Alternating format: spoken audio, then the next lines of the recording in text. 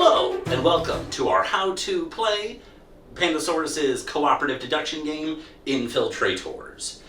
This is a game for 2 to 5 players where you're both playing through 20 narrative missions in order to figure out who are the traitorous scum of your covert operation. Setup is custom to each individual mission, with 3 training missions to get your feet wet. This is the very basic one where we have a suspect pile of 2, a headquarter deck containing 3 of the 5 suits. Every player has a hand of 5 cards as well as a clue board. And for this introductory mission, we only have 5 bullets, which are very important. On your turn, you may do 1 of 5 actions. The first being nab a suspect. To nab a suspect, you grab 1 card from the suspect deck that only you may look at. And also, you discard the top card of the headquarters deck. The second action you can take is to give a clue. This is the main and really only way you can convey information about your suspect. To do so, you take 1 of your cards and play it vertically if it matches your suspect in some way, or horizontally if it does not match it in any way.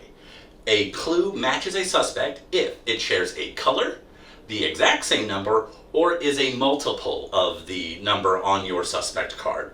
And if for people that don't want to do math, they did thankfully include all the different multiples on the cards. The third action you can take is the information exchange, which works very similarly to give a clue, but instead of playing it definitively on your suspect, you may play a clue on a different player's suspect. You present them with the card and they will orient it depending whether or not it matches or not. The fourth action you can take is the bide your time action, which you do so by discarding the top card of the headquarters face down, and then you may draw up to 3 cards from the headquarters deck to replenish your hand.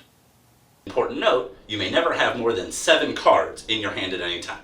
The fifth, and arguably most important action, is Eliminate Traitors, which you do if you feel you have enough information by taking the gun, spending a bullet, taking aim at another player's suspect, and declaring the number and suit of that card.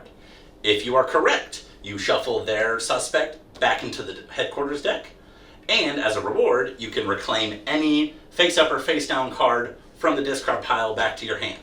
If you're incorrect, you've wasted a bullet for nothing, their suspect remains. Play continues until players have successfully identified all of the suspects, in which case the players win, or if you cannot perform any of the 5 actions, or you have fewer bullets remaining than the number of suspects remaining, in which case the players have unfortunately lost. Also included in the game are clue boards, which players can use to narrow down suspects by marking off pieces of information they receive along the way, special cards, which can thoroughly narrow down suits of cards as they are only value 1, and number tokens and arrow tokens introduced in missions 3 and 11, whose purpose we will keep secret. Once you complete the 3 introductory missions, the game offers 20 missions, which form a narrative story of escalating difficulty, which, after you complete, you can replay over and over again. With all that said, keep your eyes and ears open, pay attention to those around you, and don't have an itchy trigger finger while you're trying to beat